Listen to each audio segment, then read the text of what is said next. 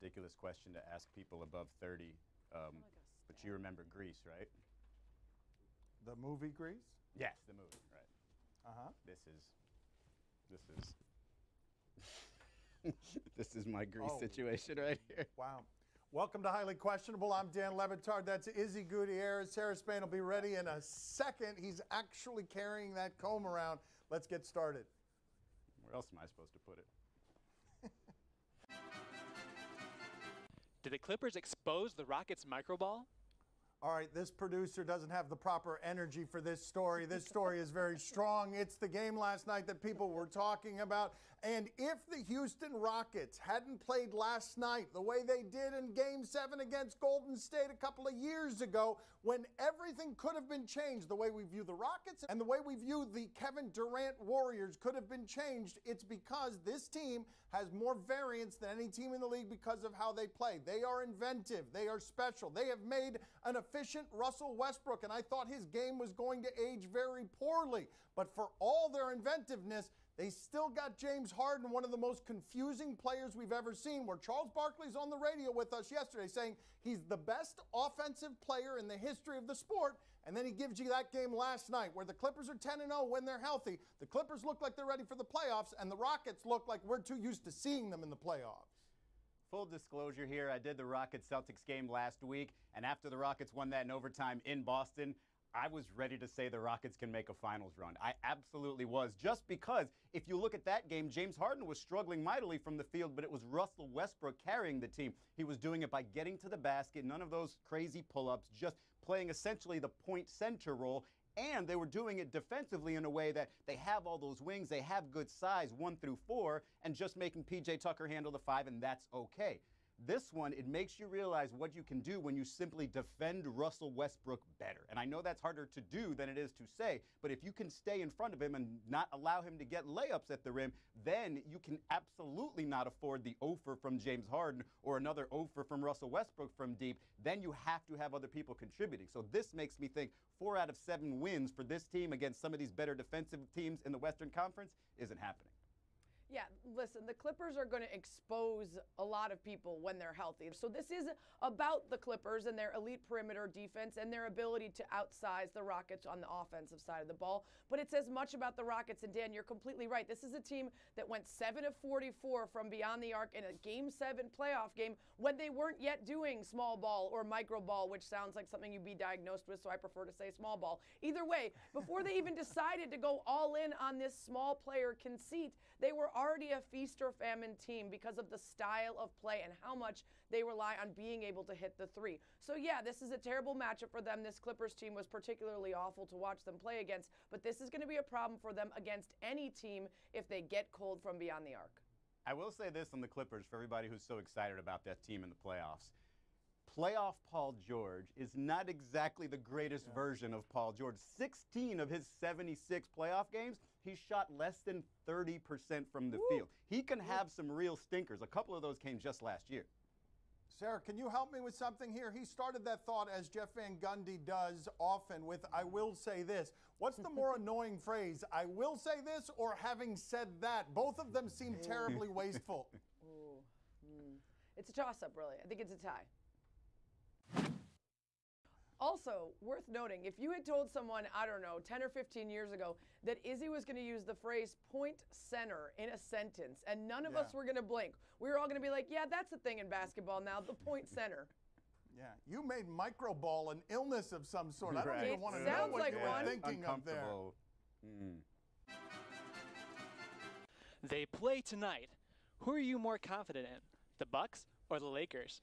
Better energy, but still flailing a bit. We need to, I think, go to the bullpen and get a different producer to give us proper energy on these questions. Michael Jordan was someone that we questioned plenty before we had seen him do it. So I feel like a lot of the analysis that's done in sports is you look at something like this and you say, well, I haven't seen Anthony Davis do it, I haven't seen Antetokounmpo do it, but I have seen one guy do it, a 35-year-old LeBron James, and I've seen him do it multiple times. That said, the team I trust the most, and it's hard for me me to say, because I usually believe that if you have the two best players out of the three top players in a series, you will win. But Antetokounmpo and the Bucks have been so overwhelming this season with point differential, with a defense that will carry them, even if those questions you have about Antetokounmpo getting his own shot late doesn't appear, and even if you're valid in having questions asking, hey, how many game winners has Antetokounmpo made? How many memorable shots at the buzzer has he had to make? I understand all of those questions. I would fear LeBron in this situation, but I would trust the Bucks. Yeah, your gut tells you I'm not picking against LeBron in a playoff situation, especially when he has Anthony Davis next to him. But the numbers tell you everything else. The Bucks are 6-1 against teams with the top 5 winning percentage in the league. The Lakers are 1-5. Every single team that's had a point differential of at least 12 points in the history of the league has gone on to win the title, and the Bucks are 12+ points per game in point differential. This team has a better balance, surprisingly, because even though we look at the Bucks and we say if you shut down Giannis, they can't do it, they actually are much more diverse in terms of who's responsible for assists and how they run their offense than the Lakers are, who run almost everything through LeBron James and see a massive drop-off when he leaves the court. That doesn't mean that I still don't think the Lakers can do it. It's just that I'm fighting my gut that says don't pick against LeBron when it comes to games that matter, while still looking at a Bucks team that's one of the greatest ever when it comes to the numbers and the success they've had so far. Yeah, it's smart to trust your gut there, not only because LeBron's going to play more, but look at Anthony Davis. I know he hasn't been in the playoffs a ton, but look at his playoff numbers. They're spectacular. And here's the one thing that I sort of hesitate on if I'm a fan of the Milwaukee Bucks. I hate to do it on a one-game sample and on a second night of a back-to-back, but look at what Miami did to Giannis in particular. Just make him that quick of a decision maker, right? Make him not have to hesitate and make the right pass. Make everything frantic around him and trust that he's going to make the right decisions. I don't trust him. He's just a half a second slower and can lend itself to a bunch of turnovers or just bad offense. LeBron James, you can do that to him for one game. Try it again the next game. It's not going to work, and that's why I have more confidence in that guy. It's not that, oh, I've seen him win championships. I've seen him dissect defenses way better than I can see Giannis Antetokounmpo dissect defenses. Maybe he'll do that this postseason, but so far I haven't seen enough of it. The Lakers don't have a Bam Adebayo, though, and that's the through line for the Heat in their successful outings against the Bucks. And also, worth noting that the last time the Lakers and Bucks met, the Lakers thought they had his number by not making Giannis comfortable in the paint, by making things crazy all around him, and then he was successful from beyond the arc. And as long as there's the threat of him making the three, they have to respect it, and it's a lot harder for them to use the strategy that they hope to use by clogging up the lane. I will say this, though, Izzy, when you look at what it is that's happening with the Milwaukee Bucks on defense, when you look at the opposing field goal percentages at the rim, the best rim protector in the league is Giannis. Second best is Brook Lopez. Third best is Robin Lopez. Those baskets are going to be hard to get because of Milwaukee's historic, so far, team defense. The Lakers are going to have to hit a bunch of threes. Having said that, maybe they can. There it is. There it is. Should Chris Paul want to play for the Knicks? Yes, you see how good that was? We've got a replacement voice around here. This is a story from Frank Isola. He is saying that Leon Rose, who used to represent Chris Paul, might be interested in bringing him back to New York, which is just perfectly Knicks when you think about it. Getting Chris Paul at the time that he's most likely to be injured in his late 30s with a contract that's bloated, it's pretty Knicks. And I ask you guys here, if we look back at the Knicks and all of their embarrassments, whether it's Spike Lee, whether it's what happened with Charles Oakley, the number of embarrassments is staggering. Is there one better than the one I'm about to present you? The Knicks All-Decade Team and honorable mention. I have it right here, and it's amazing. It's Raymond Felton at the point guard. I think Chris Paul would be better. No, I can't. I can't because Tyson Chandler is the center. Jeremy Lin is honorable mention for about 15 days that he had. Pablo Prigioni is on here, honorable mention. Lance Thomas, Steve Novak. They got to get Chris Paul if for no other reason because that is garbage. And saying all that, what does Chris Paul get you other than the slightest bit of legitimacy? I mean, you can maybe put a team around him that might get you a 6, 7, 8 seed in the playoffs next year, and maybe they'll just toss confetti all over New York City just for getting back into the playoffs. But what does that really mean? It just shows you how sad things have gotten. Never mind the owner, never mind a new GM who hasn't done this before, never mind any of that. We're going to bring in a player toward the end of his career who is well respected and he's going to fix everything, it's such a reach that it just makes you say, man, I'm more sad for them. And I'd be a little bit more sad for Chris Paul if he has to end his career there. Yeah, I appreciate you guys answering the reverse of the question that was asked. We were asked, should Chris Paul want to go to the Knicks? And you guys answered, should the Knicks want to get Chris Paul? And your answers are all correct, right? Like, yeah, he's having a good season right now, and he's actually done wonders for a Thunder team that we didn't expect much from, including being a veteran presence for those youngsters. But you don't want to bring in a guy with a bloated contract at 36 who has an injury history when you're trying to build off of younger stars and be a lottery team. That being said, I'm going to answer the question that we were asked, which is, should Chris Paul go there? And let me just say, no one should want to go to the Knicks. But if you're guaranteed to have a lot of money, you're nearing the end of your career, and the Thunder isn't a place where you're probably going to be able to build on that last bit of real brand relevance while you're still in the NBA, then probably the Knicks and MSG is a better place for no other reason than to, like Dan said, add a little bit of legitimacy and see if you could take a little bit away from whatever remains of the mystique around MSG, as tiny as that may be. Another little nugget, maybe a little tiny something the Knicks are missing, or I don't know, Gilgeous-Alexander, maybe a Steven Adams, you know, any Danilo Gallinari, who they used to have, by the way. It's not going to be Chris Paul's going to make the Knicks all of a sudden good again, and this is their starting point. That's just really odd.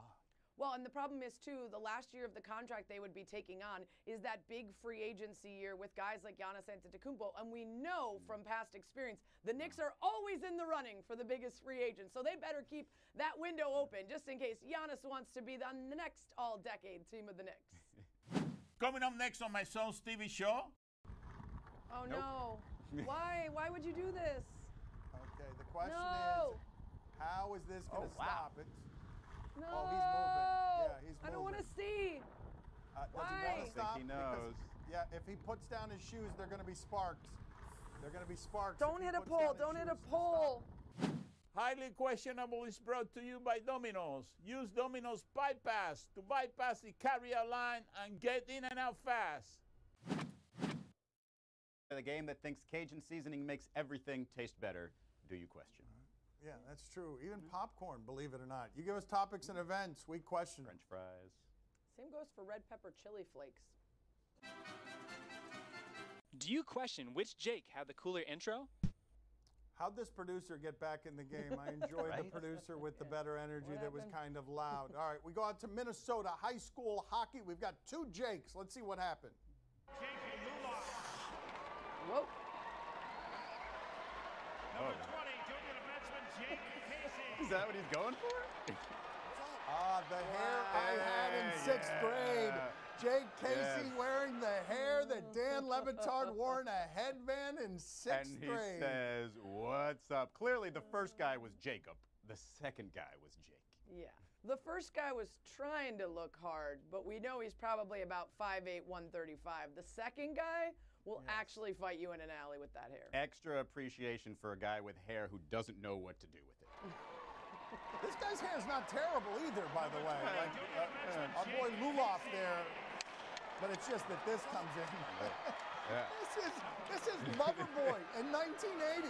This is the lead singer of Loverboy. And that concludes our hockey coverage for the day. There it is. Do you question how this guy will stop? Okay, this is a good question. See, this producer gets all the good questions here. So we have what? Somebody going down a hill, a motorcycle, a skateboard. What do we have? Maybe urinating. Oh, no. Why? Why would you do this? Okay, the question No. is, how is this going to stop it? No. Oh, he's moving. Yeah, he's moving. I don't want to see. Does he want Why? to stop? I think he knows. Yeah, if he puts down his shoes, they're going to be sparks. They're going to be sparks. Don't hit a pole. Don't hit a pole. I mean, better camera Don't work. hit it. No. Oh. No. No. Yeah, Oh, there two it is. poles. Yes, that is about how you would expect that to have gone. Not the worst possible scenario. In Not fact, next great, time though. he does it, he might end on a trick going off that ramp. I think he's got something great, going though. there. Let me see that again. I want to see it again. Anybody, that is, so that we could go to the cheap television trick of playing a montage of all the skateboarding accidents we've had around here, because who's not going to sit in front of their television and watch this for 45 seconds? Oh, Oh, no. Yes. Here we go. It's the first of many. This guy. He just has a skateboard in his hand. That doesn't even count. No, it's the one behind him that almost got hit by a car. There's this right there. There you go. Yes, there you go. And then listen to the sound here. Listen to the sound. No. Oh. No, I don't want that one. Time to play the game that thinks Dan is the one who messes up the head nod. See? Izzy, come on. Or no. 2 out of 3, baby. It doesn't work if you don't do it. Tell us what's on television. We'll tell you if we're intrigued. Saturday at 6 p.m. on ESPN, North Carolina at number 12, Duke. What was that? That sounded like the voice of daffodils. Like, come on, man. We got to get a little bit stronger with our producer voices. North Carolina and Duke, no matter how bad North Carolina is, these teams always play these close, ridiculously close, fun games. Like the last time they met here, this is the end of regulation right here, where you've got the miss. Jones, can he get a shot? Trey Johnson. Yes. Trey Jones doing that, excuse me. Trey Jones doing that there, and then later in the game in overtime. Jones. That's got to feel pretty good winning that way, yes. Unless, of course, you're North Carolina, in which case, of course, that feels pretty terrible. Sarah, how about you? Are you intrigued? Weirdly enough, no. I think until the tournament starts, the only thing I'm intrigued by is Sabrina Ionescu. All the men's players are like, whatever. Yeah. Izzy, how about you? Are you? This shows you the kind of season that's been happening for Duke here. This is probably their greatest highlight of the year. It includes 3 misses and 1 horrible miss. So, yeah, not really interested. Saturday at 7 p.m. on ESPN+, George Washington at number 3, Dayton. Do we have a prepubescent 14-year-old that's in here reading these questions today? Let's check in. Davidson, last time I talked about them, I said they were better than Duke, and a lot of people at Duke were upset about that, but they've got Obi Toppin, and he is somebody who is going to be a top 5 pick. Here he is playing against Rhode Island. What happened here, and how did Rhode Island respond? Woo!